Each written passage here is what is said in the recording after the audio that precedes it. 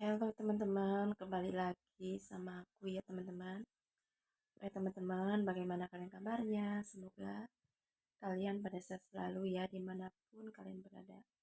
Oh ya teman-teman, ayo kita lanjutkan cerita selanjutnya. Selamat menonton. Episode 12. Pagi harinya, matahari bersinar lembut melalui jendela besar mansion megah keluarga Mahardika. Rumah yang biasanya tenang mulai riuh dengan suara langkah kaki dan percakapan kecil. Di kamar paling ujung, seorang bocah perempuan berusia 3 tahun sedang duduk di atas tempat tidur berhias spray putih dengan pola bunga. Rambutnya yang hitam mengilap dikepang dua oleh biasi. Namun, di balik mata bulat bocah kecil dan polos itu, terdapat seorang agen cerdas dan berbakat. Tak terasa dia sudah berada di tubuh bocah itu selama beberapa minggu. Sial, aku belum menemukan penyebab Farah asli kecelakaan. Batin Farah kesal. Farah tidak bisa leluasa bergerak, karena setiap sudut CCTV terpasang. Dia harus selalu berpura-pura layaknya anak kecil, jika ingin kemana-mana. Lebih baik aku retas CCTV saja. Tapi aku tidak punya HP ataupun laptop. Batin Farah, bocah kecil itu terlihat berpikir. Tiba-tiba seorang wanita berusia 27 tahun masuk, setelah mengetuk pintu. Sayang, Farah sudah siap gak? Tanya Selvira tersenyum lembut, menghampiri sang putri. Farah segera mengubah raut wajahnya, lalu bertanya, memangnya hari ini kita mau kemana, Ma? Tanya Farah polos. Kita akan ke butik sayang. Ajak Selvira. Ma, boleh Fala minta sesuatu? Tanya bocah perempuan cantik itu. Selvira mengerit heran. Minta apa sayang? Katakan sama mama. Sahut wanita itu lembut. Mata Farah berbinar terang. Ma, Fala mau tablet. Sahut gadis kecil itu. Memangnya Farah sudah pintar memainkannya?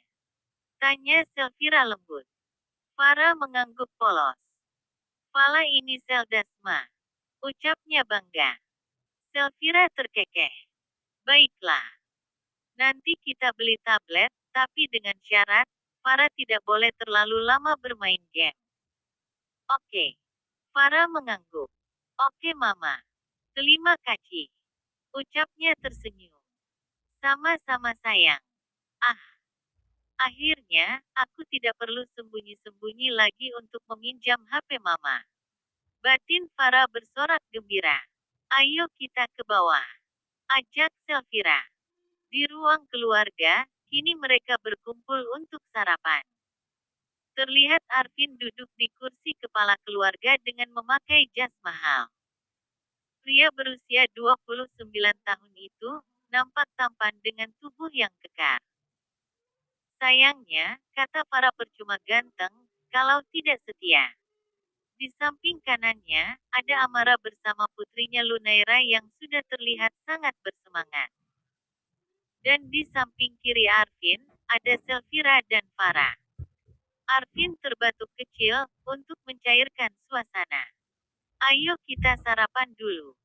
Setelah itu, kita ke butik. Tidak lama lagi, hari spesial untuk Lunaira. Jadi, kita akan membeli gaun, untuk pesta nanti. Ucap pria itu. Lunaira tersenyum lebar. Terima kasih papa. Aku sudah tahu, gaun apa yang akan kubeli. Sahut bocah perempuan 6 tahun itu. Sama-sama sayang. Ucap Arvin. Semalam dia berdebat dengan Amara, karena sikap keluarga Pale.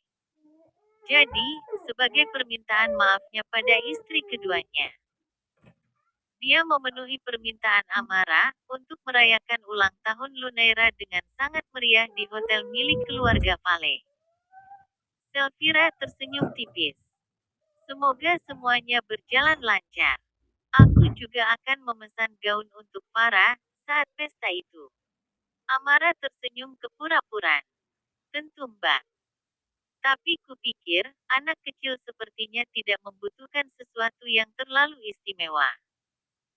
Sahutnya lembut tapi terdengar mengejek. Dia masih sangat kesal terhadap kejadian semalam. Di Kunti Bogel, emang kenapa kalau aku dapat yang istimewa? Takut kalah saing sama anaknya yang titisan Kunti ya. Batin Farah. Sudah. Ayo kita sarapan dulu. Ucap Arvin. Akhirnya keluarga itu makan dengan tenang, sedangkan Farah berpikir bagaimana caranya untuk mencari tahu rahasia Amara. Tak berselang lama, akhirnya mereka berangkat bersama. Terlihat dua mobil mewah berwarna hitam dan juga putih, sudah tersedia. Selvira segera menarik lembut tangan sang putri untuk ke mobilnya yang berwarna putih. Membuat Arvin mengerutkan keningnya. Vira, kita naik mobil yang sama.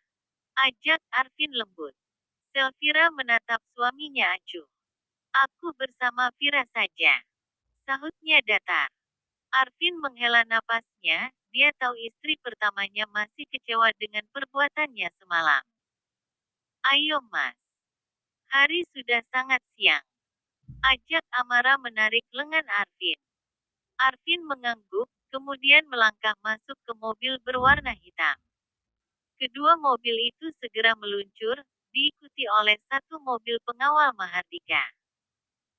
Setibanya di butik mewah, para staf segera menyambut mereka dengan ramah. Ruangan itu dipenuhi gaun-gaun cantik beraneka warna. Mata Lunaira langsung berbinar, sementara Amara dengan gaya angkuhnya mengarahkan staf butik untuk membawa koleksi terbaik untuk putrinya. Bawakan saya koleksi gaun terbaik di butik ini untuk putriku. Ucapnya angkuh. Di belakang ada Farah dan juga Selvira yang terlihat santai. Kalau orang kaya baru mah gitu. Terlihat angkuh tapi norak. Cibir Farah melihat kelakuan ibu dan anak itu. Lunaira terlihat antusias mencoba gaun-gaun yang terlihat sangat cantik, tak henti-hentinya dirinya berputar di depan cermin. Papa, lihat, gaun ini sudah cocok untukku, kan? Tanya Lunaira. Arvin mengangguk. Tentu sayang. Luna terlihat cantik. Pujinya. Wajah Lunaira semakin sombong menatap Farah, sedangkan Farah hanya membalas dengan wajah polosnya. Meski dalam hati, Farah mencibir. Amara juga ikut memiliki gaun, dengan wajah angkuhnya seolah ingin menunjukkan statusnya. Selvira sama sekali tidak mempedulikan tingkah madunya itu. Dia memanggil staf untuk membawakan beberapa gaun untuk sang putri. Beberapa menit kemudian, staf datang dengan membawa beberapa pilihan. Terlihat gaun-gaun itu hasil dari rancangan desainer terkenal sesuai pemilik butik. Pilihan Selvira jatuh pada gaun berwarna biru pastel yang terlihat sederhana namun sangat elegan. Ayo sayang, kamu coba yang ini. Ucap Selvira lembut. Tak berapa lama, Farah keluar dengan gaun tersebut. Selvira tersenyum manis. Kamu suka sayang? Tanyanya. Farah mengangguk polos, dia hanya mengikuti kemauan Selvira. Karena sebenarnya dia tidak suka terlalu feminin. Fala Cuka. Di sudut kanan, terlihat Lunaira dan ibunya berwajah masam. Mereka tidak suka jika ada yang menyaingi mereka. Sialan. Ibu dan anak itu tidak boleh terlihat lebih bagus dari aku dan putriku. Diam-diam Amara membisikkan sesuatu pada putrinya. Lunaira terlihat mengangguk tersenyum lebar. Ketika semua orang sibuk, diam-diam Lunaira mendekat ke arah beberapa gaun yang tergantung dengan membawa gunting yang diambil dari meja milik staf. Dengan cepat dia merusak gaun biru pastel itu dengan wajah penuh kebencian. Kau tidak akan bisa mengalahkan aku, Farah. Lunaira pergi dengan tersenyum puas, setelah melihat gaun itu rusak. Tak lupa dia juga merusak gaun yang dikiranya milik Selvira. Sedangkan di sudut lain, Farah hanya mengangkat alisnya sambil tersenyum kecil. Kini semua berkumpul di area utama butik, terlihat seorang wanita 30 tahunan tersenyum ramah. Dia adalah seorang desainer terkenal sekaligus pemilik butik. Kini beberapa staf kembali membawa gaun yang sudah dipilih, saat Amara dan Lunaira mencoba gaunnya kembali. Ibu dan anak itu tiba-tiba berteriak.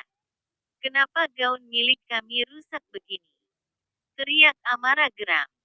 Para staf kini saling pandang, mereka terlihat takut. Meski mereka tidak salah. Arvin segera mendekat. "Ada apa ini?" tanya pria itu. Amara menatap sang suami. "Mas, gaun mahal yang sudah kupilih dan Lunaira rusak. Pasti ada seseorang yang mencoba mensabotase," ucap Amara, sambil melirik ke arah Selfira. "Tunggu dulu. Bagaimana ini bisa terjadi? Bisa Anda jelaskan, Nyonya Megan?" ucap Arvin menatap sang desainer. "Kami juga tidak tahu Tuan Arvin, sebelumnya. Hal ini tidak pernah terjadi," jawab Megan tegas. "Lalu ini apa?" Suara Amara terdengar khawatir dan marah. Sedangkan Lunaira kini mulai gugup, sepertinya dia salah merusak gaun. Atau jangan-jangan ini kelakuan Farah. Dia pasti iri karena ulang tahunnya kemarin tidak dirayakan. "Ayo ngaku kamu," bentak Amara menunjuk Farah. Farah berpura-pura ketakutan, lalu memeluk sang ibu. Membuat Selfira geram. "Jaga bicaramu, Mbak. Apa kamu punya bukti kalau putriku pelakunya?" "Putriku masih polos dan tidak tahu apa-apa," balas Selfira dengan suara tegas. "Alah, omong kosong. Pasti putrimu pelakunya. Ayo ngaku kamu." Amara semakin mendesak Farah. "Jangan sentuh putriku," ucap Selfira menghalangi Amara.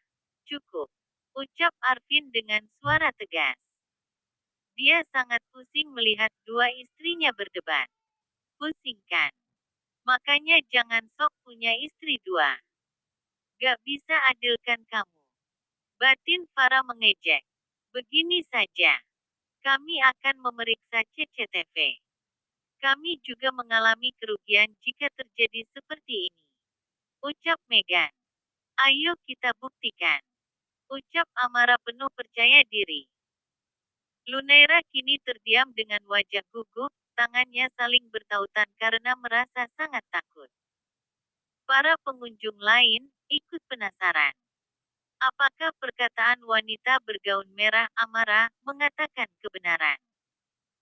Tak lama staf itu memberikan iPad milik Megan, terlihat Megan menyuruh stafnya di bagian CCTV untuk melihatnya. Tak lama, wajah mereka nampak geram. Lalu menatap Lunaira hanya terdiam membisu dengan wajah pucat. "Bagaimana?" Arvin menatap penasaran Megan. Tanpa berkata-kata, Megan sang pemilik butik memperlihatkan video CCTV itu. Wajah Arvin memerah karena merasa malu dan geram. "Lunaira, kenapa kamu melakukan hal itu?" bentak Arvin. "Apa maksudmu, Mas?